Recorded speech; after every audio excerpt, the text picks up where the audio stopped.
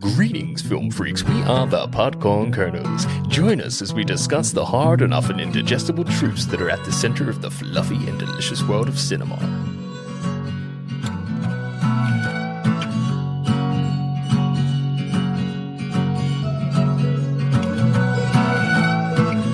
What's poppin', people? Welcome to the Podcorn Kernels podcast. My name is Adam, and joining me in your earholes is Harry. Say hello, Harry. 2 days ago, I saw a vehicle just outside Cloneymeath that would haul that tanker. You want to get out of here? You talk to me. On today's episode, we will be talking about Brokeback Mountain. This is a 2005 film directed by Ang Lee and stars Jake Gyllenhaal, Heath Ledger, and Michelle Williams. IMDb describes the synopsis as follows. Ennis and Jack are two shepherds who develop a sexual and emotional relationship. Their relationship becomes complicated when both of them get married to their respective girlfriends. Here is an original song to support the synopsis.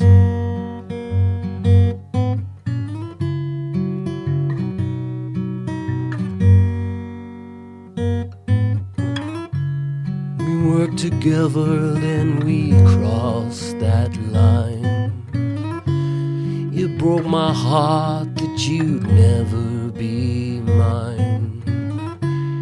In all other aspects, my life did lack, at least we'll have brought back.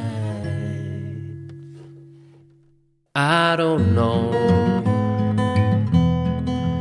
what to do. After all we've been through, I really wish I knew how to quit you. How to quit you.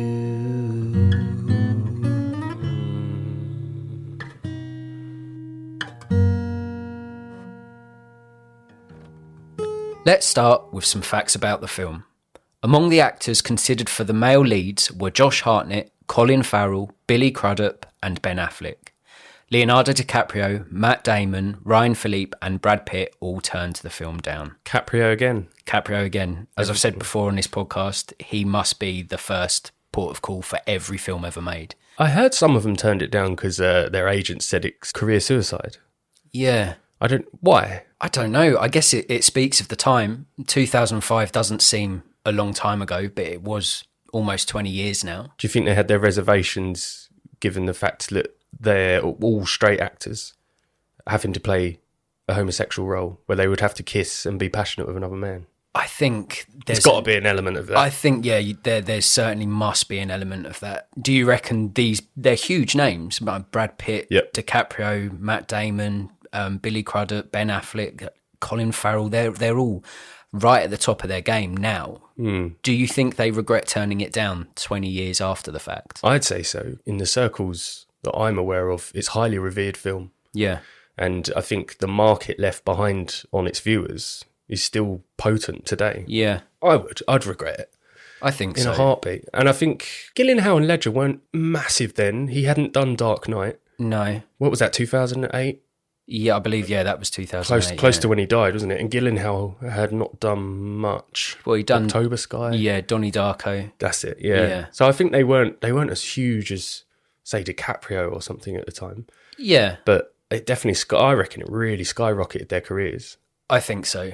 Listen, the film, it was brave then, and for me, the first time I've seen this film was for this podcast episode. It remains brave in what it sets out to do. I just think that back then there must be an air of prejudice from those big names, just worried about how an impact of being a gay cowboy. And some of the parts in the film, it is they're fighting through repression. They're not happy to be what they are. They don't feel like they're free to be who they truly are. Yeah. And as a result, some of the more passionate scenes are really quite aggressive and full on. And I think you look at that list of actors, maybe if back then they were already at the peak of their powers, maybe they thought, oh, this is too big of a risk to take on board. Yeah. I think Gyllenhaal and Ledger made the right decision as two up and coming starlets to give it a go, and it's certainly put their names on the map. The little that I do know of, say, Ledger's character, what he'd done with, say, Monsters Born, I already got a good impression that he was always going to be taking on really edgy roles and be quite brave of what he does. And I think Gyllenhaal's like he's a strong pillar for the other actors to work around, and they can be the more eccentric, challenged ones, and Gyllenhaal's just got this charm to him. Yeah. I've liked him in everything he does. Yeah, me I really too. Do. Like Prisoner's brilliant. Nightcrawler, brilliant. Yeah. Yeah. And they came all after this, so I just think, how incredible. Yeah. Yeah, I wouldn't be surprised. I think a lot of actors turned it down. I think their agents were almost putting them off the idea of doing it. Yeah. Which is interesting, because if this film was made now, I feel like a lot more established actors would be biting casting members' hands off to be like, I want to be part of this, because it's a brave story. It's a bold step. Mm-hmm. Now, gay stories now are a lot more prevalent than they were even 20 years ago. So I don't know if it would have the same dynamic if it was released today. I don't think it would. No. I think that set the precedent that it's okay to do a film like this. You can see that there's more to it than just what the general public would have called perversion at the time, and just been a bit like, oh, it's weird watching two guys kiss in a mainstream Hollywood movie. Yeah. And then when you actually watch it for what it is, a love story. Yeah. It's the other stuff's not actually as evident. No. I mean, there's one raunchy scene, isn't there? Yes. Where they have sex in a tent when they're both a bit drunk. And that's obviously where a lot of people would step back. They'd be like, whoa, not used to seeing this. Especially then, maybe, as you say, maybe not so much. Yeah, especially with I mean, you can get your indie films, and you know what you're going in for if you know it's a gay story, love story. Yeah, and you wouldn't be shocked. You're picking the indie film for that reason. Yeah, but a big Hollywood blockbuster with two huge names and Ann Lee directing, I think that definitely opened some doors. Yeah, definitely. Yeah. A week into the start of the film shoot, 2 crew members came out inspired by the story they were helping to tell. Wow. Now, for me, that sentence speaks to the power of film and the power of cinema. 100%, yeah. Because being part of something and being closeted, and through the process of making this collaborative effort, they felt like, you know what, I'm not going to be like the 2 characters in this story where they can't be who they truly are. Yeah, because it's tragic. Yeah. And I can't begin to imagine, like, I'm very fortunate to live a life where I am only able to be who I am. I don't have to worry about being prejudiced against because of my sexuality, my gender, my race, or anything like that. So I feel very privileged in that sense. Yeah. But imagining that existence is tough. Well, ours is by proxy the easier road, isn't it? Yeah. White heterosexual male. Yeah. It is the easier road. And you look at it on paper, it's like, yeah, so I do have benefits to being white heterosexual male. But it's not without its struggles, especially now. Of course not. Yeah. Of course not. You've got the whole man up attitude. Yeah. You know, suffer in silence. Don't talk about the things that are really eating away at you. Yeah. You know, I don't think it's a coincidence that a lot of white heterosexual males have one of the highest suicide rates in the world. That's true. But then you amplify that and put yourself in the shoes of a homosexual black man. Yeah. How much more that's going to eat away at you. Yeah. Or that's going to be much, your attempt at taking on life will be a lot harder. Certainly, yeah. Yeah. Not in every case, but I just think, yeah, it's strange to put yourself in someone else's shoes and think, God, can you imagine not being able to kiss, say, your girlfriend or your wife through worry of being beaten up or lynched? It is a madness, isn't it? It's a madness. Yeah. And I think certainly, I've already mentioned this film's already 20 years old, to see that when this film was released, there was a huge backlash. People coming out and being really quite angry that this was being brought to mainstream cinema. Like really quite disturbing levels of pushback to a film like this. I remember reading an article when this came out, and it was from one of the red tabloid presses in the UK. I don't know, The Sun, The Mirror, I don't want to say because I couldn't tell you which newspaper it was. But they interviewed a couple of carpenters that had worked on the set, and how that they were so, it was disgusting watching them kiss and stuff. And they actually put this in the tabloid, but not in a way like they were saying, listen to these 2 bigot carpenters who didn't like watching it. They were like, 2 carpenters on set sickened by what they had to watch whilst helping out in the filming of Brokeback Mountain. I remember reading that, and that's 20 years ago. That's shocking. Yeah. Like if a reporter, a journalist or an editor decided to put that in a paper now, almost supporting that or outrage, on the fence, which they would be witch hunted, wouldn't they? And rightfully so. Because even though this isn't a true story, it's a million true stories in one. Of course, because we know how many people would struggle to come out of the closet. Yeah, would struggle, and if it was 1963, you couldn't be open about that. Imagine holding that in. Yeah, not without severe consequences, because society, especially in that part of the world, just were not accepting of it. Cowboy land. And that's that you mentioned earlier. That's something that resonates with me. After watching this film twice, is that sense of being able to understand their plight, but never truly being able to imagine that.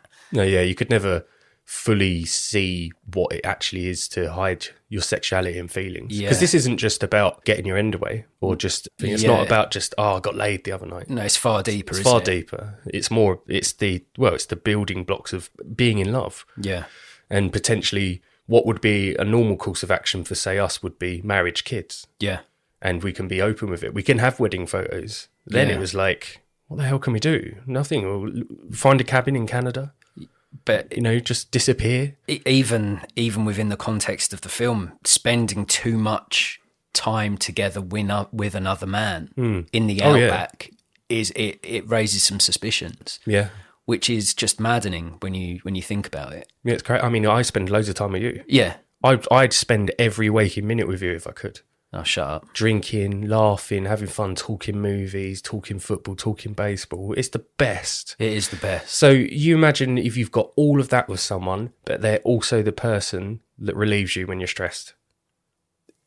That's the full package. That's the dream. That is the dream. To connect on an emotional level and a physical level. Yeah. Combine those two dogs and you've got a dreamboat. Dreamboat. Yeah. But you can't express it and you have to hide it. It's like holding in a sneeze. Yeah. Oh. Final fact. Brokeback Mountain was included among the 1001 movies you must see before you die, edited by Steven Schneider. Schneider! Yes. Can you tell me what you liked about the film? I think it's the greatest love film I've ever seen. Big claim. I don't call it a rom-com because it's not rom-com. There's nothing funny about this film, mate. Hell no. Okay, it's the greatest... so a love film. It's a Greek tragedy. Love drama. Love movie. Drama love movie. Movie love drama. That's it. Official. It's the greatest one I've ever seen. I think it's better than Titanic, Casablanca, The Notebook, because not only does it depict love in such a powerful way, and you have to watch the whole film to really get that. One of the tools they use in the film for me, which really hits home every time, and I think it's the greatest love film of all time because I cry at the same point every single time. So in Forrest Gump, you cry when he goes, "Is he smart?" Yeah, because he's talking about his son. He's worried that he's Don't. I'll go again. Yeah, sorry. It's when he finds the shirt in Jake Gyllenhaal's closet at the end. So towards the end of the film, you find out that Jack Twist, Jake Gyllenhaal's character, it's implied that he's been lynched for being homosexual. Yeah. And Heath Ledger goes to visit his mum and dad's house, and it's all they're saying it, but they're not saying it.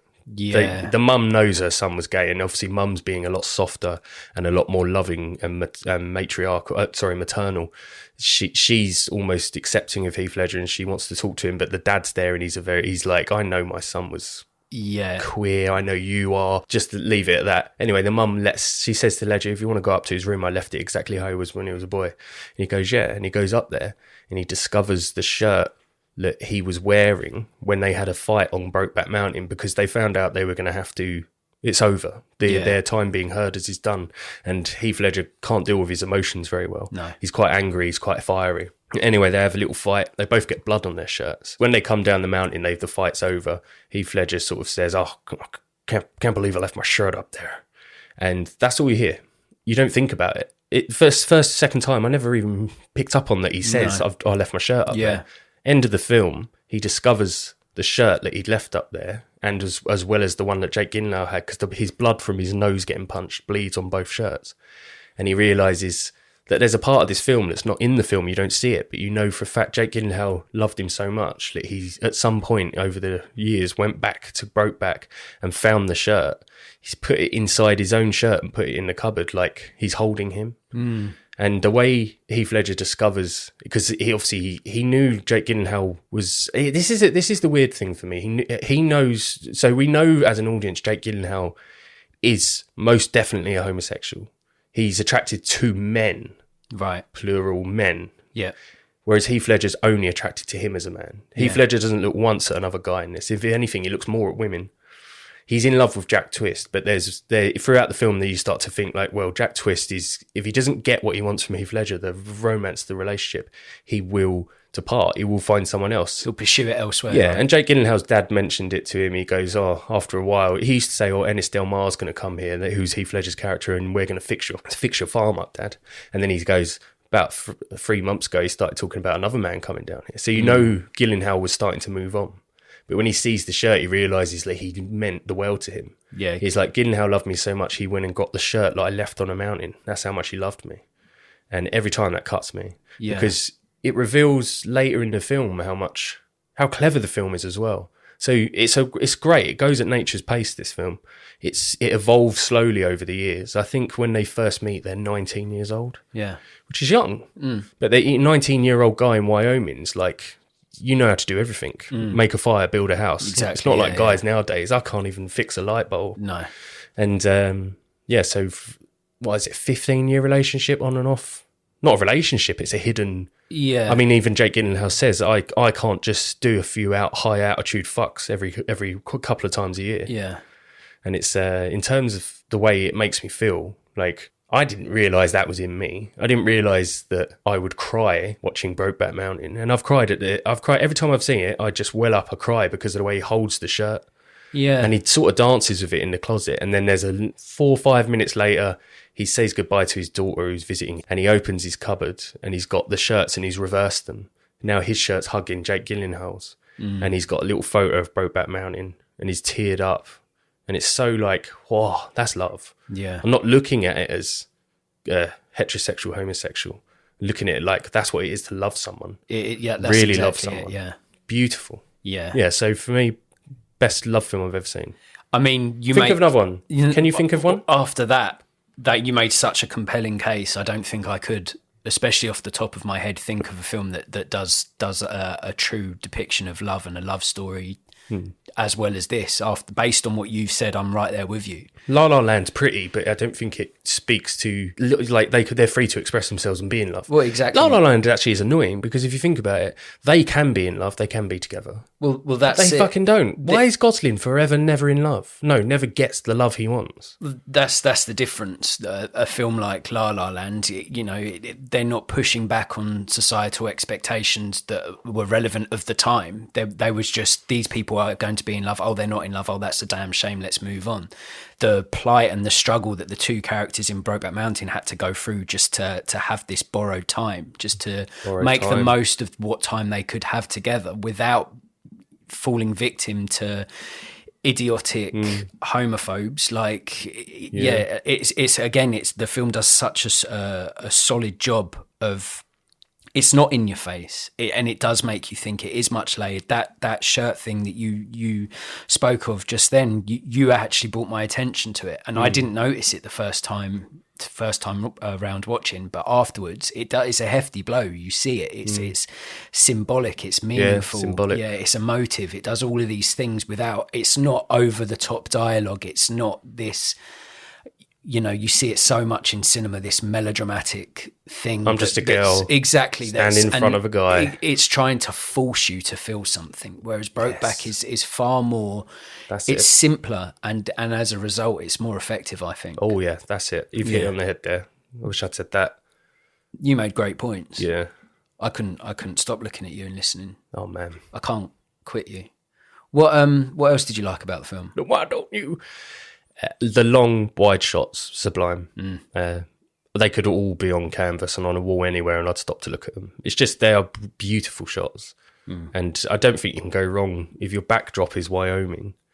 And like you said, it's not over. It's not huge dialogue in this film. It's more about their expressions, and you see their love building slowly, like I said earlier, at nature's pace. But yeah, just the way it looks. I almost wanted it to stay up in that mountain, but then they've found love and it's done. If they just stayed in the mountain, it's over. You need them to go back to society, and you need them to go back to money worries. Well, exactly that. Yeah.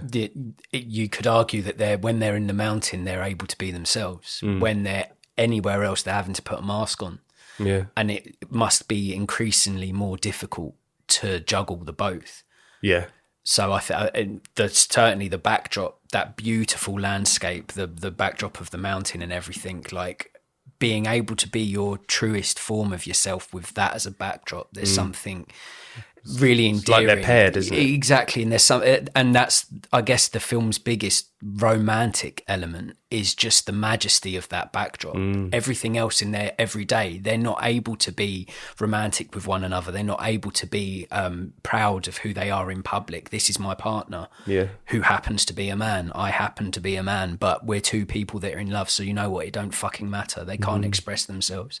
So to have those shots, like you say, that is beautiful. Must be really intentional, mustn't it? With like the way Ang Lee, or I know it was a short novel, but I don't think that played a huge part in the script itself, apart from obviously the basis of the story, two gay cowboys falling in love.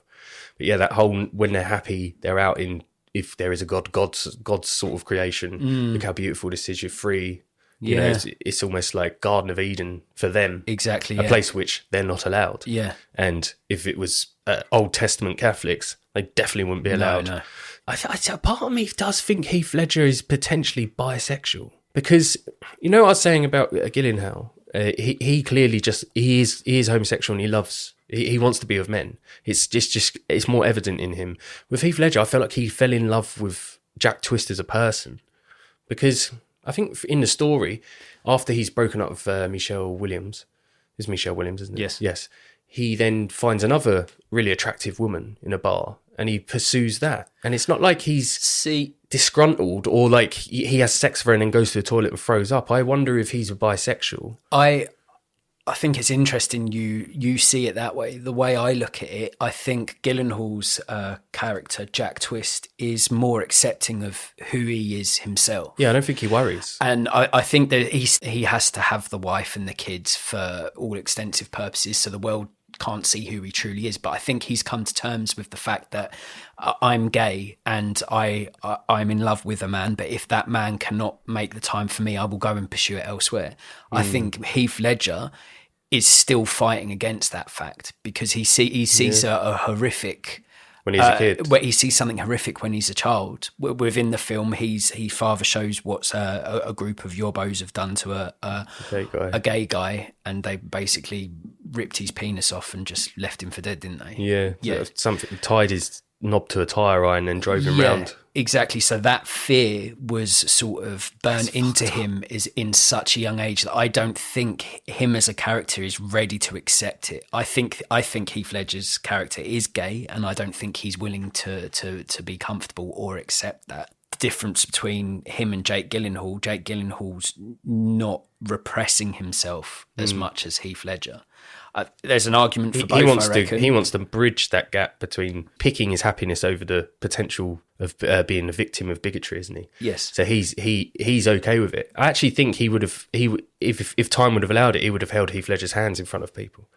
Just maybe not in Wyoming. Yeah. I think that's certainly the sense you get from the two different characters if you were to sort of study both of them separately. For me, I think Heath Ledger does a superb job of that. They're both clearly, because of societal restrictions and expectations, they're both clearly having to hold back. But like you say, Jake Gyllenhaal does offer up, we could have this all the time, man. Yeah. We could be together if you just allowed it. And Heath Ledger just will not allow it. It always has to be a dirty little secret. He wants it, but I don't think he likes the fact that he wants it. He doesn't want to want it, if that makes sense. Yeah. That's how I saw it anyway. Yeah, makes sense. Any more likes about the film? I just think it speaks volumes when you finish a movie and you can't imagine anyone else playing them roles. I wouldn't want to see anyone else in them roles. Even after hearing that hefty list of big stars that could have been in it. No. Yeah. No. I'm right there with you. Yeah, it resonates. One thing I didn't realise, because Stranger Things hadn't come out. So I've seen this 2-3 times before Stranger Things. Yeah. And what's the actor who plays the sheriff? David Harbour. Yeah. Then I read about it. Anne Lee said to him, act more handsome. What a shade. And David Harbour said, he goes, I don't think Anne Lee was being mean, but I think they cast the wrong person. Yeah. Act more handsome. That's got to hurt. Yeah, he said it's one of the worst things anyone's ever said to him. Oh, Must have felt ugly. God, sorry, David. I need you to be a little bit more. Your character's really angry about this, or he's really intimidated. So you've got to act a bit quieter, a bit shyer. Don't be so ugly, David. Yeah, go back saying. and change your dad's semen. Yeah, because it has not worked, Harbour. Poor David. He's got a chin, though, isn't he? I think he's a decent-looking man's man. He is, yeah. Yeah. He's got that air about him. Do you know he's married to Lily Allen? Yeah, and they got some really mad-looking apartment in New York, didn't they? Have they? Yeah, I saw a little expose of it in one of the magazines. I don't know, Vogue or Time or something, and they're in there, and it's this mad sort of ostrich feather-looking floral apartment. Oh. Really weird. I wouldn't mind having a look in Harbour's flat. Yeah, man. Quite like to see that. Well, top of my list of things I liked, it goes without saying really, is Heath Ledger. What a talent. Oh, man. Heath Turner's troubled Ennis was layered, considerate and complicated, and his performance in this one is a stern reminder of a life and a skill set taken too soon. Now, I don't know about you, I've always valued Heath Ledger as an actor. Yeah. Like everyone else, it's a tragedy that he's no longer on our screens because he's exceptional. He is.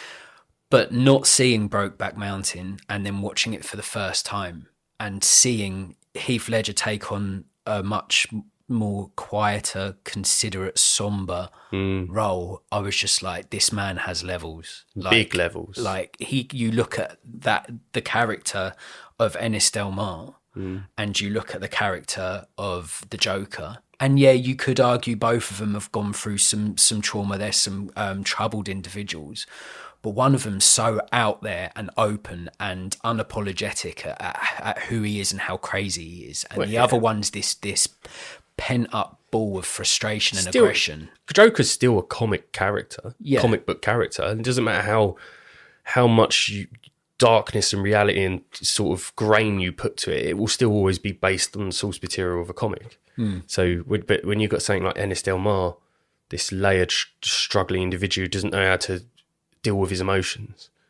Yeah, it's a bit. That's brilliant because then when you've got that divide or that he can do polar opposites. Yeah, you know, he did his rom-com, How to Lose a Guy in 10 Days. 10 Things. 10 Things I Hate About You. Yeah. Sorry, yeah, and Ned Kelly. Yeah. Monsters Ball was when I first saw him and thought he's not, because I think what I saw was 10 Things I Hate About You, then Monsters Ball, and I was like, whoa, hold on, he's not just Pretty Boy. Yeah, he's actually got something. Yeah, he's a proper dude, and that cemented it. Yeah, watching Brokeback, it's sad when you think about where he could have gone. I mean, he was heading for the moon for sure. Undoubtedly, yeah. And it did. I felt a profound sense of sadness, not just because of how sad the film is itself, but just looking at the bigger picture, real life, and just thinking, oh man, like if this is what you was doing in 2005. If you'd managed to stay the course and if you were still here now, like what would you have done? Where would it have gone? And I listen, a talent like that is almost generational. I don't think it would have lessened maybe if he made some bad decisions in real life and as a result had to make lesser films. That would have been a tragedy as well. But I just think it's devastating that we'll never know. He was an insomniac, wasn't he? Was he? Yeah, he said for like 20 years, he'd have to smoke 5 spliffs a day. Really? He was an insomniac. And that's why I think, conjecture, I don't know, but Michelle Williams, the reason their marriage was short-lasting, because they fell in love on set of Brokeback. That's where they started. Even Anne Lee said, and a couple of the people in production were like, it was so beautiful to see their love evolve on set. But I think they broke up because he suffered so much with insomnia and anxiety or depression, if you could call it that, or just working too hard, etc. So I think his weed smoking made them frictious, and they broke up.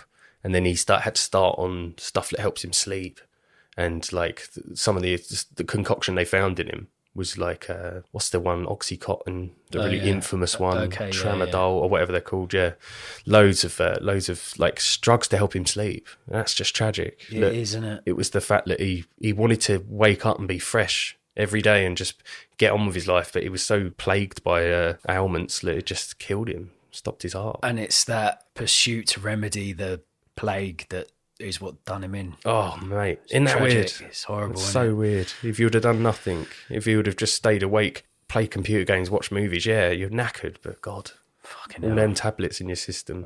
It makes me feel... What doctors are allowing that much variation in drugs to be prescribed? Well, what these doctors do is they think that someone who's struggling so deeply with their life can be given this almost magical cure that makes them feel better in the short term, and then just leave them with that option to their own devices. So they become a crux. So at the start, these tablets have helped me get sleep. After a while, guess what? You become immune to them. And you're I'll take dependent. some more, then you take more. Yep. Then it's more and more. It's just, it's tragic, man. He would have only tragic. ever have upped it. If he would have survived it that night, he probably still would have died a year later doing something, trying to double that dose and stuff. It just makes me feel deeply, deeply sad, man. It's bad. Yeah. The second thing I liked about Brokeback is just how brave it was, which it feels almost bizarre to say because 2005 genuinely feels like only yesterday. Yet the film was greeted with huge levels of homophobia and prejudice. Now, one thing I love about films is how it can change people's perspectives, how it can open their eyes, it can educate, it can do all these wonderful things. And I always applaud filmmaking that encourages growth and acceptance from its audience. There will always be idiots that push back on things that don't understand, and that's why films like Brokeback are so important. Mm-hmm. Now, I'm very late to the party. This came out in 2005 and I've seen it for the first time in 2023. Maybe there was an air of a younger, more immature me being like, I don't want to watch a film about gay cowboys. It wasn't necessarily a conscious decision. It wasn't something that I was rioting against when the film was released. But for whatever reason, it's just something that I didn't think ever appealed to me, so I never really watched it. I didn't watch it when it first came out. No. Maybe 2012 I first watched it. So like you, again, being younger, if you have an option between, say, Pulp Fiction or Brokeback and I'd still would have picked Pulp Fiction. If, say, I hadn't seen it, I mean. Yeah. If I'm looking at them two front covers, I'm more than likely going to go Pulp Fiction. Well, of course you are, yeah. Now wouldn't be the case. Offers something a little different. Yeah, something different always. Yeah. Yeah, now I want different. Yeah. And I find it much harder nowadays to put on a film that's just not a copy paste. Some films out there they're still good, but there's nothing brave in it, or there's no new tricks in it, nothing to lure me in. Well, there's no new ground trodden. No. You've seen it time and time again. Yeah. That's why I watched The Lighthouse, and really I was like, that looks different, that looks interesting. You've introduced me to loads of films, like the plot or the structure of it or what it speaks to is so much more interesting nowadays. Yeah. I mean, you can only watch so many gangster films. Exactly, yeah. And it just starts to get a bit, it's entertaining, but nothing's new's happening here. Yeah, I certainly look out for that for films as well, because especially with streaming services and content being shitted out every other day. Day. You have to really look for the gold. A final thing I liked about it is the score. I'm probably going to crucify this poor man's name, but composer Gustavo Santaolalla creates this beautifully complex music that perfectly complements both the natural beauty of the film surroundings and the inner turmoil faced by these two people who are in love that can't be truthful to who they are. Yeah. And the score, I found anyway, ebbs and flows along with the story, and I was just surprised how much the music moved me. I thought all of it, from the opening shot throughout, something about the music, it just tugged at the old heartstrings, and I just felt moved. I know what you mean. If I was born with eyesight, which I was, and That's an interesting way to say I can see.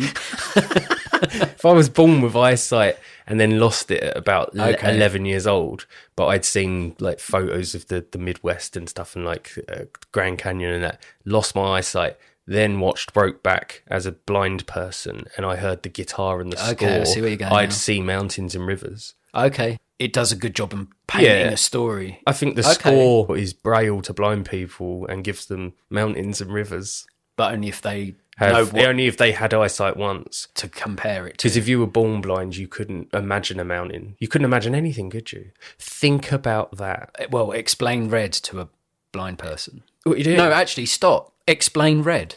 Explain, but anything. How do you visualize anything? Touch, I suppose. Daredevil. No, that's sound. Isn't that like a sound wave? Like, ha! Oh, the room. There's a like room. bats. Ha! Yes, echo. They Sonar. they see with sonar and echo, don't they? But yeah, imagine being blind and Yeah, someone trying to explain stuff to you. What's person look like? Yeah, I don't know. The short answer is I But don't yeah, know. it's a great score. Yeah, great score, yeah. So, was there anything you didn't like about Brokeback Mountain? The PVA glue What? underneath Heath Ledger's eyes to give him aging. All I saw was PVA glue from school day. You know when I never noticed this. I don't think it is PVA glue. I'm just saying it looks like. Okay. If you ever get PVA glue on your hands as a kid, like doing arts and crafts, you get this old woman chicken skin sort of look going on. And when they age him, you could just see like these little spunky glue sort of thing under his eyes. And I'm like, that just looks like PVA glue to me. I didn't clock that. I think they could have done better there. Okay. That's fair enough. I probably won't watch the whole film again because I've watched it twice in less than a week, but I'll take another look. I've bought it on Amazon, so I can. Yeah. I'll have a look at his under eye to see if it looks like PVA glue. It's not a bad film to own. I was worried because I know it wasn't on streaming and I knew it was my choice. But the fact that you bought it, and I thought to myself, no, it's a good film to own. Yeah. But you just don't own it physically. Yeah, that's what bothers me. What do you do then? Do you have to write a list and go, I own this on Amazon? Because I had to buy... Well, I've got it... I had to buy The Northman.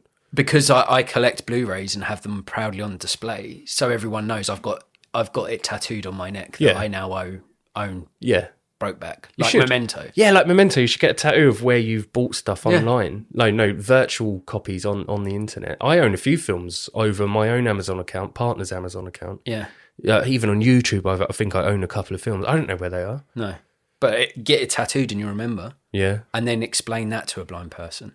That could be a great business idea. Oh, that could be a great business idea. You know how in Dexter, when he kills someone, he gets a little blood sample on a glass and he puts it in this little cool case. Okay. I reckon if you buy a film online, you should get like a little dog tag through the post, and it tells you the film you own, when you bought it, where it is. Yeah, that'd be really cool. And then you have a little case, and it's like, what films do I own? So and you just sort of look and you go, like a file system. Yeah. Oh, look, I own The Northman on Amazon. Sweet. Right, I can tell you immediately with no uncertainty whatsoever, if that was an option, I would buy into that immediately. And I would put them in alphabetical order. Mm-hmm. And I would be more likely to purchase things online. We better disclaimer. So we're patenting this idea. Yeah. This is ours. Yeah. If you buy films online virtually, so it's a download film, but you own it online, you're going to get a really smart little sort of dog tag through the post. Like a steelbook, a dog tag. Yeah. And you can put it in a purpose-made little baby like an old film case with the reels. Yeah. Oh, man. Did we just become millionaires? No one steal this. Copyright. No, I'll text our lawyer and we can get that shit sorted. Sweet. That's our deal. Yeah. That's our deal. No one can touch that. He's been funny lately. Oh, no. Real funny. He keeps asking us for money. He's a bit of a prick, isn't he? It's an arsehole, mate. What else didn't you like about the film? Okay, so I haven't seen Paul Haggis's Crash, but without a shadow of a doubt, I feel like I can say I don't think it should have won Best Picture in a year where Capote and Brokeback came out. And to back up this, I had a little read into an old article on Time magazine, and it says, in a recent interview with HitFix about the forthcoming HBO series Show Me a Hero, Paul Haggis admitted that he thought those other films were better too. You shouldn't ask me what the best film of the year was because I wouldn't be voting for Crash. And that's the director of Crash. That's the director of Crash, and he said, only because I saw the artistry that was in those other films. So I don't have to see Crash, I think, because it's bad to say this is better without seeing the duality, the other side of it. But equally, that's a damning verdict if the director of the film isn't standing up for his own Oscar-winning film. Yes. Like, I think that speaks volumes. I think Ang Lee won Best Director, though. Yeah. Which is great. He did, yeah. And I always struggle how someone can win Best Director and then the film's not considered the best film. Because he's done the best job he can do to win Best Director. But the film, not the best film. I have seen Crash. I've now seen Brokeback and I've seen Capote. Yeah. What do you think? All I would say about Crash is I remember precisely fuck all about it. Well, let's say, and it's not the Crash where they like to shag near crash scenes. That's another Crash. James Spader, Robert California, who likes to get in car crashes. I'd like to see that. Then that's a different film. So you think, well, Crash, he's right. If this was a league table ranking, based on memory, I did really like Capote though. I love Capote. Yeah, I don't know. but I think with Capote it was a one-man performance. So give him Best Actor, which I think he got. Philip Seymour Hoffman got Best Actor. Did he? Yeah, he did. He did. Oh yeah, I'm sure he did. I don't know. I'll double check in a sec. But Okay. I think Capote, yeah, he give him Best Actor because it was a one-man performance essentially. Give Anne Lee Best Picture. I think should have been Brokeback because that's the only thing really that the whole cast can take home. So Heath Ledger and Gyllenhaal are both equal leads in this. Maybe Ledger's character's more the lead, isn't he? I'd say so. He's the more complex and interesting character. Yeah. I think personally. He could have got a Best Actor for it, but I think it's harder for them to divide that with Gyllenhaal being right next to him. I think they were both nominated for Best Actor.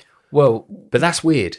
Nominating two guys from the same film as Best Actor, that must be so strange, especially if one of them wins. yeah, Ain't no sequel to Brokeback if one of them won. yeah, that's true. Yeah. Let me check if Capote was that. What I will say is definitely out of the three, Crash's personal opinion is probably the weakest out of the three films. Yeah. I remember obviously a lot from Brokeback. Huge cast, isn't I've it? seen it recently. Yeah, it's a big ensemble cast, and it all centres around a car crash and how it has a trickle effect on so many different people. It's an interesting film. I remember watching it, not hating it, but the fact that I remember nothing about it, and I remember Capote quite well. And Capote was great. yeah, I would say it's the worst out of the three for sure.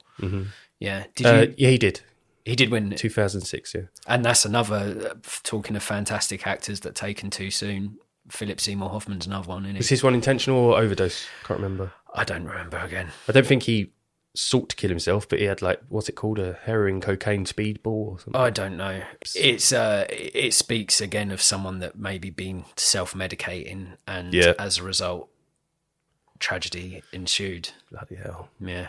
You got any more dislikes for me, or shall I go on to mine? It's not really a dislike. It's just, I found it sad that you have one life and you say you know who you want to be with and you don't take them steps to be happy.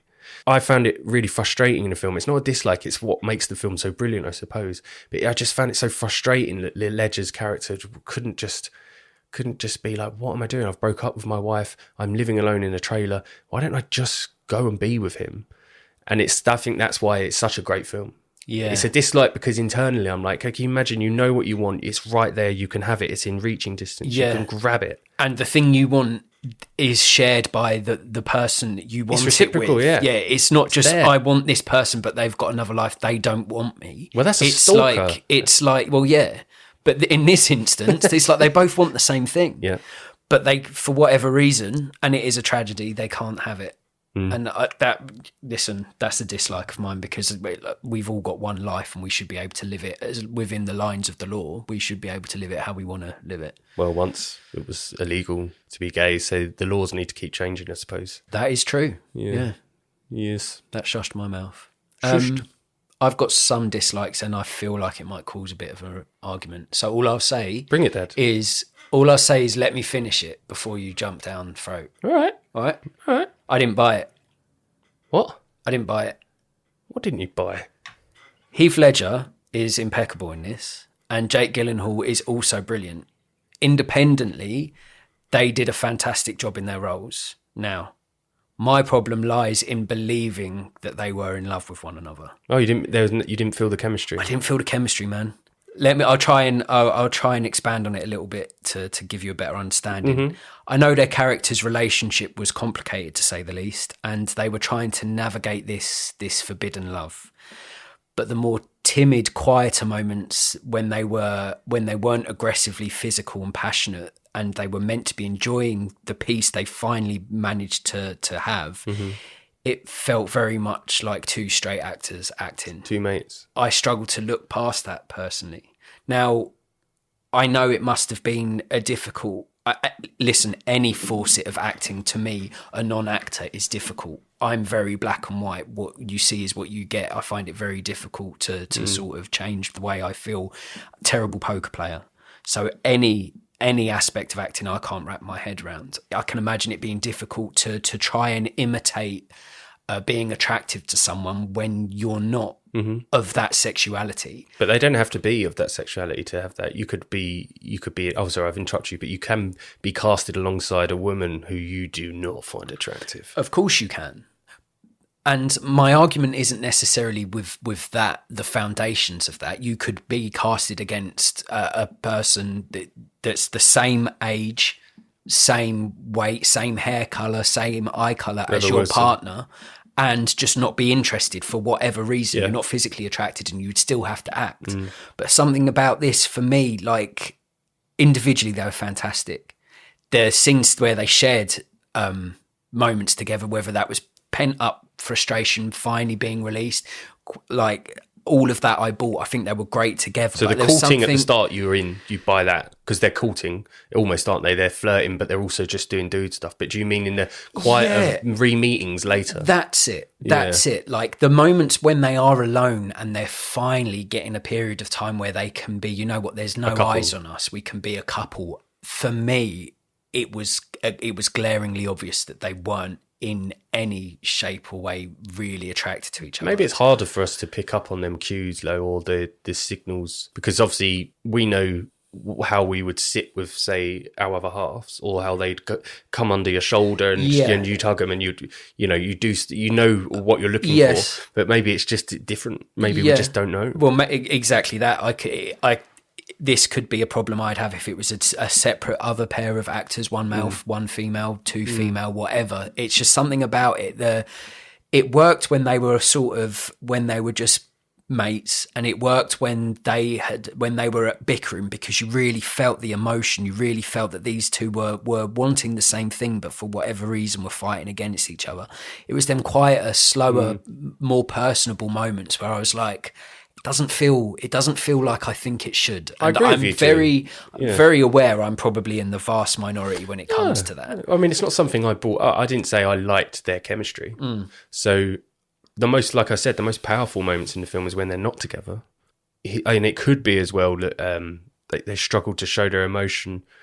So you, as an audience, also don't get to see the emotion to justify, their love. Yes. But when they're not together, you feel their love more. Heath Ledger's, the loss of Jake Gyllenhaal dying in it, you see how much he loved him. One scene that I would say I think does show their passion, and maybe is a bit opposed to what you were saying, is when they hadn't seen each other for 4 years since their first interaction, and so they're still quite young. They've both got little kids, and Gyllenhaal visits him, and Heath Ledger's he missed him so much that he's even willing to risk being seen to kiss him in public, and he pushes him against the wall and gives him a really big kiss, and that's when Michelle Williams discovers that her husband's gay, essentially. And I thought that was powerful. That's quite a powerful scene. Apparently he almost broke his nose. That's what I was about to say to you, Yeah. Imagine being that into the macking, into the kissing, that you get your nose broken. I'd get a kick in the nuts if I did that to my other half. Like, if I went in for a kiss, busted her nose. This is how much I fucking love you. Bang. It would turn into a full-on fight. Yeah. But again, like, it's something that, listen, it didn't make me think any less of the film, I guess. I still think it's very successful in what it sets out to do. It's a very emotive film. I felt all the things I was meant to feel. But it was, I think you sort of shined a light on what it is I was trying to say. Those quieter moments when they could be completely relaxed. It never felt like they were truly relaxed. Yeah. It felt like they were still uncomfortable. And I think if you're pursuing this relationship where you can never be comfortable in amongst you make the most eyes, of it when you are together. Yeah, when you are, your guard's down and you're just like, thank fuck for that. I can finally take my shoes off a long day at work, or I can finally cuddle up to my boyfriend and snuggle on down, and finally we've got some peace together. We're not having to wear these masks. We can relax. It was in those moments that I did struggle with. Yeah. I think my second dislike is likely to be the one that makes you a little bit more annoyed. Oh. And I found it slow. Oh, Nature's Pace. Nature's Daddy Pace. said it 3 times. Nature's Pace is a much more defined, profound way to say it. But I understand this is a simmerer and not a shocker. The film is deliberate in its build-up and this slow pacing, and the story is focused more on the two leads, on their inner turmoil and their frustrations of not being able to be who they really are. But for me, a narrative that covers decades needs to have more standout moments of drama and less frequent, quiet sequences of repression. Now, don't get me wrong, the film is well made and well handled, but I did find myself wanting a little more in terms of big, satisfying, dramatic outbursts. Yeah. So often, and I think this is a personal problem I have with a lot of films that are slow simmerers that take a while to build up. So often with these sorts of films, you're waiting for it to hit that boiling point. You're waiting for it to be at that point where either it's like, yes, fucking hell, finally, they've got to be happy. They can fucking flip their finger at everyone else and they can walk off into the sunset and they've made it. Or equally on the other side of the spectrum, big fallout happens and the relationship's gone in turmoil, and it flirted with both at times. And then when the big reveal happens that Jake Gyllenhaal's character's died, it's off camera, and it's again in a lot of aspects this film works with things you don't see. And in that moment, two characters that I grew to love and care about, just a phone call, a card saying deceased on it. And I found that powerful. Like in No Country for Old Men, you don't see Josh Brolin's character die. Tommy Lee Jones turns up to the scene, he's already been killed. You didn't see it in the moment. And I found it really horrific that even though Anne Hathaway's character is informing Ennis Del Mar that he died changing a tyre, it swung back, hit him in the face, but then the camera, it cuts to a scene where it shows you him being lynched. I thought that was powerful. Yeah.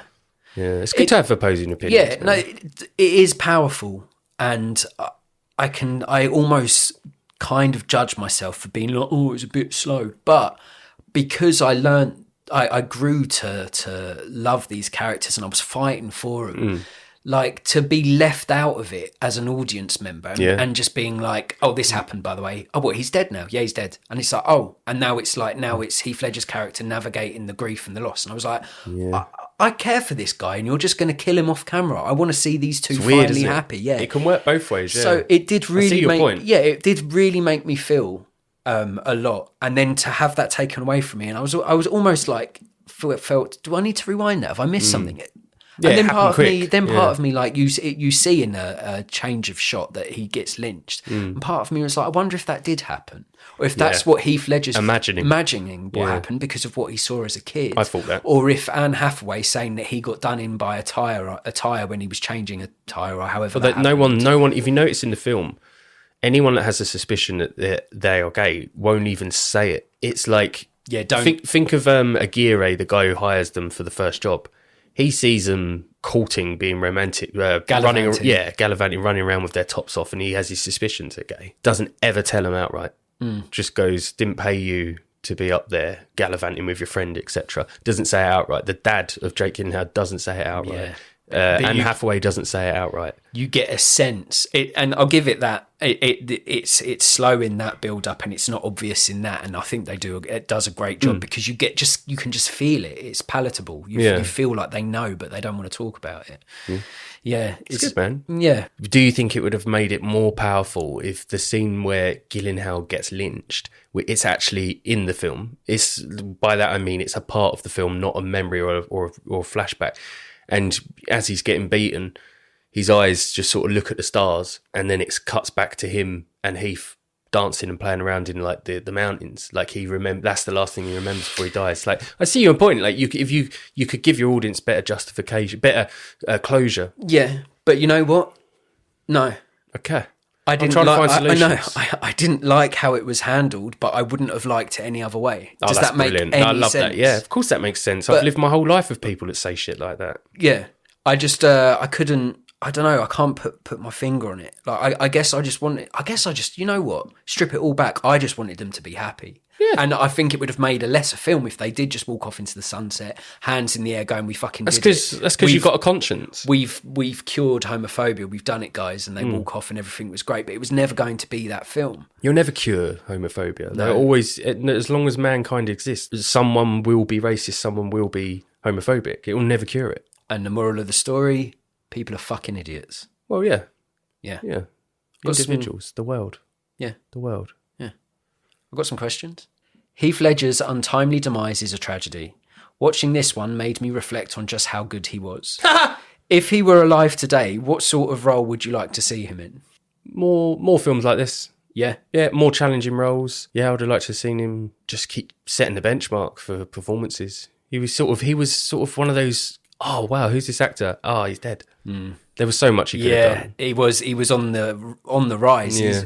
Even after The Dark Knight, you still felt that there was more. And the biggest tragedy, the film that he was in the middle of making when he passed away, the Imaginarium of Dr. Parnassus.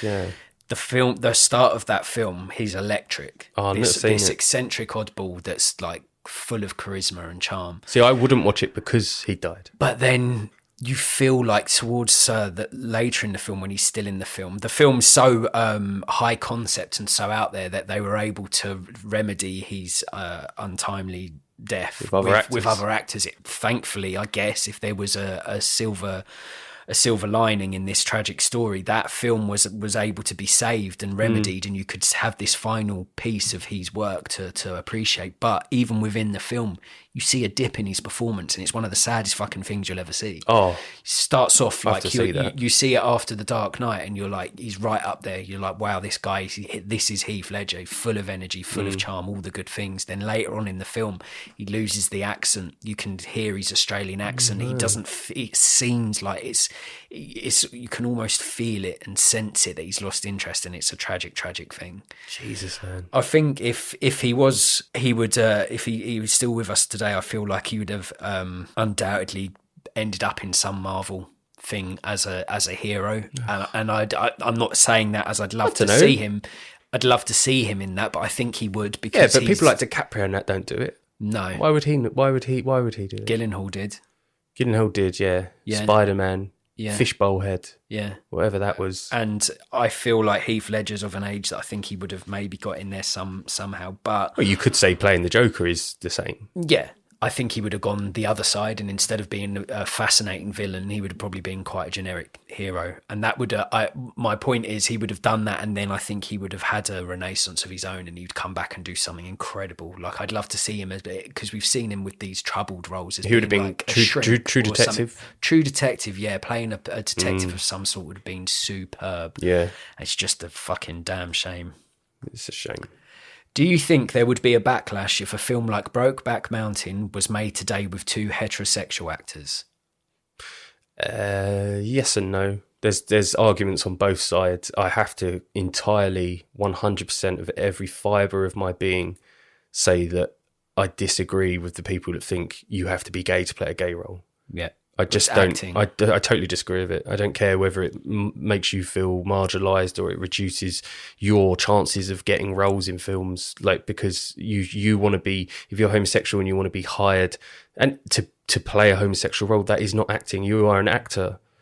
Like, so Sheldon in Big Bang, I've said it before. Yeah, his character, even though he's very asexual in it, he ends up with Amy and is heterosexual in it. Yeah. That's, you can't, if you start going down this road, you're going to be like, well, Sheldon, you're a gay man in real life. Yeah. You can't play Sheldon because he likes Amy. It's kind of counterintuitive. It's kind of, it's sort of, it stings themselves because by saying, straight people can't play gay people, you're saying, well, in that ruling, with that mentality, like you say, gay people can't play straight people, and that marginalises people more. So I never understand it's weird. But I just feel like the society, the time we live in, the how easily frustrated and triggered and outraged people are. I feel if they had a film like Brokeback coming out today with two straight actors, there would be inevitable backlash, which I think is a dying shame, because you watch a film like Brokeback Mountain and you'd be like, you know what? The story is pivotal here, not the actor's sexuality or who the actors really are. If the actor's beaten someone up or raped someone or has committed a hate crime, then obviously they shouldn't be allowed to act. But if they are of a sexuality, if they are of a religious belief, if they are of insert anything, and doing something that differs to that is acting. So stop being silly. I think sexuality, gender, I don't think it matters who is portraying it. Just the best actor should be doing it, because you're still opening doors and bringing attention to that minority. I think sometimes, if done correctly, disability can be can be brilliantly performed by actors who are able-bodied. Yeah. I know it may have aged, and I know a lot of actors are backtracking and saying they wish they hadn't done certain roles. Like, I don't know what Day-Lewis's mind on his performance in Left Foot, but Left Foot is still brilliant as to how, like, I want to show my daughter my Left Foot when she's 10, 11 years old, to get the feel of a conscience and morals about empathy. Even though that guy is, he looks different, he can't stand up, or his speech is slurred. Look how brilliant he is as an artist. Exactly, and stuff. He's not limited by his disability. So I understand it's like it would be entirely immoral and wrong to do makeup on an actor to make them look like they have Down syndrome. Yeah, to play a role of Down syndrome. Yeah, because we've seen it. We know that there are Down syndrome actors out there who are excellent. Yeah, there are barriers and boundaries. I don't think sexuality and gender is the one. Like, I don't understand why Eddie Redmayne apologised for doing the Danish Girl when it's a guy transitioning into a woman. Yeah, he is a man. Yeah, so why as an actor can he not play that? Why does it have to be someone who's transitioning? You shouldn't be adapting the quality of your film or anything because you're trying to appease all the different minorities and genders and stuff. It needs to be about the act and the film. You're an actor, that's it. It shouldn't be apologising that I played a homosexual. Yeah, it's exactly that. And in essence, you can't please everyone all of the time. No. And I think if in that instance of Eddie Redmayne, I've not seen the film, but I've heard it's a great film, really well performed. Like you said earlier, it should be on merit. The best actor, actress for that depiction should get the role. Now, if there was an actor transitioning who could have done Danish Girl as good or better than Eddie Redmayne, then of course, like, you can pull from your experience, you can better understand the plight of that character and depict it in a more honest and truthful way than anyone else, then of course you should be in it. Yeah. But for doing it for the sake of doing it, to tick a box, you're restricting one of the oldest and purest outlets of art. Because you don't want to upset some people who often aren't even from that group of people. They're outraged on behalf of another group of people, which I find sickening. It's very strange. Yeah. Yes. What's it? Straight middle-aged white women. Yeah. Yeah. Always sticking up for everyone else. Yeah. The Karens. The Karens of the world. Final question: which actor would you like to spend a weekend away in the country with? In the film? From the film? No, just any actor who'd you like to spend a weekend away in the country with? I think I know your answer. Ryan Gosling? Yeah, of course. Yeah. It's obviously him, isn't it? Of course. Yeah. What about you? I don't know, I've got a few names. Ben Stiller? Will Ferrell. Just for the laughs. He's cool, but I think he'd be a bit of a grumpy old bastard. Jack Black. Yeah. I'll keep that energy high because like him. Adam's going to dip if he's outside and not knowing where his next meal's coming from. I'm glad you said that because I know you used to have issues with Jack Black. You found him a bit too much because I always highly recommended High Fidelity to you. And that was his like first proper role. And I know you're like, he's too much Jack Black. And I was like, you can't be too much Jack Black in the first Jack Black. As a personality, as a duo of Tenacious D, as a performer, as a voice, as a talent, I think he's brilliant. I find him hilarious. As an actor, he's very much one of those actors that's like, well, Jack Black is Jack Black in this film. Nicolas Cage is Nicolas Cage in this film. Yeah, The Holiday. But I would still love to spend a weekend in the country in a tent with him because I think he'd be hilarious. I think in person, you could have a real laugh and actually get close to Jack Black. All I'm imagining is you staying near the fire, not moving, shaking. And he's out looking for stuff, and you're near the fire, and all you hear in the distance is, yeah! Because he found honey. Yeah. Or something. And he'd come back with loads of stings on his faces. Just let me lick his fingertip of honey. Yeah. I'd lap it up. Lick a fingertip. I'd lap that up. What would you rate Brokeback Mountain out of 10? 9. Okay. I had a sneaky suspicion that it would be high from you. 9. Yeah. Yeah. 100. Yeah. I got that sense, and I know you said you've seen it a few times, so I was expecting it to be high. I'd go a bit lower, as you probably expected as well, and I'd give it a 7. Hang yourself. Ooh, stern. That is stern. 7. Yeah. Right, we've been through this. 7. 7 is a good score. I can't sit there. How is 7 awful? It's 3 away from 10. Because I can't say why it's awful, but you've given other films 7s that were clearly 4s, but carry on. But that is also the problem in rating films. But I have to say is how I feels, and this is feels, so that's what I says. Fine. Sees? Yeah, man. 7's good scores. I can't sit here and go, I didn't buy it, and I found it a bit slow, and then go to 10. You wait until I tell your mum. She'll be disappointed in you. She's never seen this film. She will. You reckon? Yeah. Well, I'm going to post it to her on a Blu-ray. I'm going to put Adam gave this a 10 on a little sticky note. And no, Adam gave this a 7. Yeah. What you think? Well, guess what? What? That woman would love me whatever I did. Oh. Yeah. Shout out to Mum.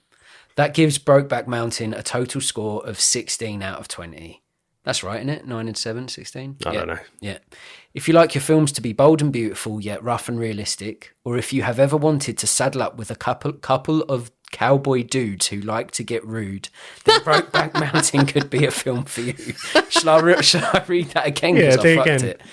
If you like your films to be bold and beautiful, yet rough and realistic, or if you have ever wanted to saddle up with a couple of cowboy dudes who like to get rude, then Brokeback Mountain could be a film for you. Consider watching this one if you enjoyed Flea, Portrait of a Lady on Fire, and Power of the Dog. Should we play a game? Yeah. The game in question is What the Plot, where the rules are simple and the results quite the opposite. Harry will conceive an original idea from his big and beautiful brain and give birth to a plot. It is then down to me to nurture this thought by providing a film title, genre, cast, and anything else I can think of to raise this brainchild into a fully functioning film concept. Over to you, Harry. The FBI hire a 20-year-old dwarf who has a rare growth hormone deficiency. Kind of like Hasbulla. You know Hasbulla? Yeah. Yeah. So it makes him look about 6 years old. He's going to be sent to the Vatican as a choir boy with an undercover priest to be used as a lure to see if abuse in the Catholic Church really does go all the way to the top. He's a honey trap, essentially. So he's Pope bait. Pope bait. And I see this as like more than one film potentially. Like I feel like this is the film where he's hired as a choir boy to go to the Vatican to see if he can root out any paedophilia that goes all the way to the top. And then like maybe another film he's like he has to play a school kid in the hood to try and bring down like a drug empire. So I saw it more as a trilogy, but I only talked to you about film 1 first. But yeah, so he's got that hormone deficiency. It makes him look 6. And then he's taken to the Vatican along with an undercover, like, not adult, but adult-looking priest who's also gone there, and he's going to be a choir boy, and he's like going to try and honey trap some priests, and they're going to see because they have their suspicions since Spotlight. They've got their suspicions that it does go all the way to the Pope, and it's not just localized in their archdiocese of their local sort of areas. So yeah, that's a good name for the film. What you said, Pope bait. I mean, that's a fucking comedy. Yeah, the thing is, since I dropped the words Pope bait, all I can see is a comedy. And I'm fighting against myself to try and make this, because that is a interesting narrative, a la Spotlight. That it's a la? Yeah, a la. Oh yeah, sorry, yeah. A la A space L-A. French. Yeah. Trying to uncover some horrible truths. But the problem is I can't stop. Number one, I don't know any 20-year-old actors that have got a hormone deficiency. Growth hormone deficiency. Yeah, growth hormone deficiency. No, but you could Irishman someone. So just... I suppose everything we just said about the casting of disabilities being a bit off, probably not a great idea to cast DiCaprio and Irishman him into a hormone deficiency to a 6-year-old looking kid. What we've learnt through doing this podcast is we are contractually obliged to offer it to Leo first because he rejects every film before deciding which ones to take. I wonder if his agent would say it's a career killer, mate. Yeah, it's to be honest, mate, it's likely to be a comedy called Pope Bait about going to try and unravel the paedophilic traits of the Catholic Church. Wait, so to remove the issue of casting in it to be more of a voice acting role, why don't you animate it? Waltz of Bashir, Pope Bait. Okay. I'm just thinking because it's hard to cast it. I mean, Mini-Me's dead, and Warwick Davis. Well, doesn't look. Neither of them were 20. No, but they also need to look 6. You know what? Just think of Hasbulla. Can I cast Hasbulla? You could do. I don't think he can act for shit, though. Yeah, he's a nasty little bastard. He's a nasty little bastard, isn't he? You either got to animate it or scanner darkly it. Yeah. Or... Because they when they did, was it Snow White and the Huntsman, didn't they hire people like Ray Winston and they dwarfed him through CGI? And that obviously is offensive because there are so many dwarf actors out there that can act. You just hire dwarfs if you're going to do dwarfs. You just do it, don't you? Do you know what? Out there is a 20-year-old actor with a hormone growth... Was it hormone growth deficiency? A rare growth hormone deficiency, yeah. So there's an actor out there that can do this film justice. And straight out the gate, I can't possibly give you another name other than Pope Bait now. I can't. That is the best comedic film. That's the sort of stuff you used to see in Blockbuster when you were young, and you'd walk past like Naked Gun, Hot Shots, Pope Bait. That would have a cult following. I'd have to go comedy because I can't. White chicks, I suppose. Yeah, like the air of White Chicks. Yeah, but at its core, it's uncovering a ring of paedophilia. So it's a very, very serious subject matter. Well, that could be the premise, but then when he gets there, it's not actually a case of paedophilia. It's more that the clergy are lizards. They're lizard people. No, let's keep it to Pope Bait. Let's not make it look, I came here to entrap people with my little tiny arse, and now you're lizards. Okay, it's a comedy. Is it an animated comedy, or are you just gonna put out a bulletin if you have hormone deficiency and you look 6, but you're old enough to act in this film? We're gonna run auditions of you. If you're old enough to act as nonce candy. Yes. Like pedo pellets. If morally you're old enough to be able to tackle that film and it not damage your poor childhood brain, but you look like you could be a child, then this could be a film for you. No, they don't have childhood brain. No, but they look like a child. Is what I'm saying. Yeah, they look. Yeah. So the actor would be 20. So him dealing with a really heavy subject matter, huge, like Roman Catholic paedophilia. Yeah. Like, he'd have to be able to be an adult to be able to deal with that. Like I said, Roman Catholic paedophilia, and then you've got other ones like BBC-based paedophilia, Roman Catholic paedophilia. It's Vatican, isn't it? So it's specific. North Alaskan cold paedophilia. Yeah.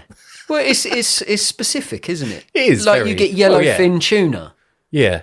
And then bluefin. Yeah. That's 2 types, yeah. So this is specifically Roman Catholic paedophilia. And you've got to talk about it. You can't just hush it. Like, what the plot? You've got to have some plots that do make people go, oh. But no, you have to. There's evidence that, that it's been going on for years, and it does go all the way to the top. And this film might do what Brokeback did for coming out of the closet. It might do that for us, showing that maybe the church does know about it at the very, very top. Ergo, Pope Bait coming out this summer. Boof.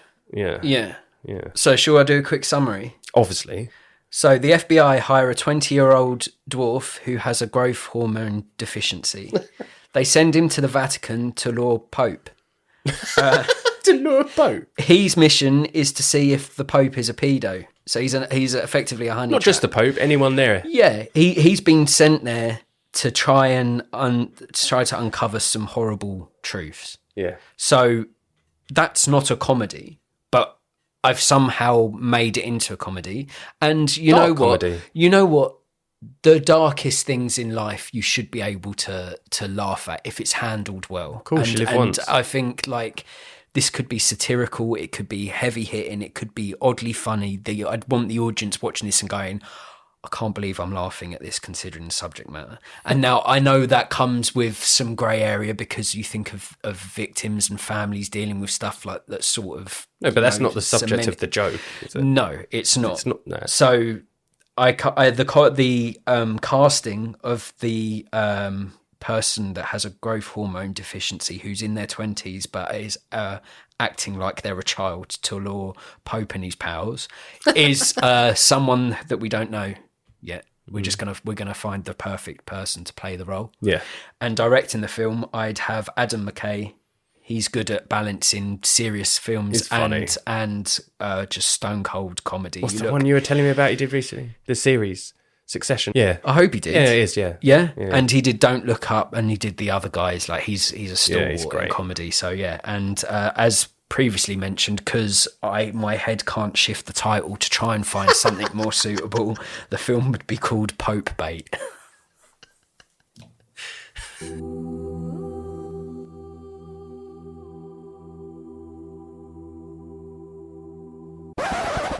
Johnny Titan is your average 20-year-old with a growth hormone deficiency. He is small in stature, but big in ambition. Tasked with bringing down an institution plagued by pedophilic accusations, Johnny is sent to uncover the truth. See the film that critics are calling a riotous laugh, but deeply, deeply problematic. The new film from Adam McKay, Pope Bait, coming soon. Please be advised, the Kernels support inclusive castings, have nothing against religion, and deeply condemn pedophilia. Fuck.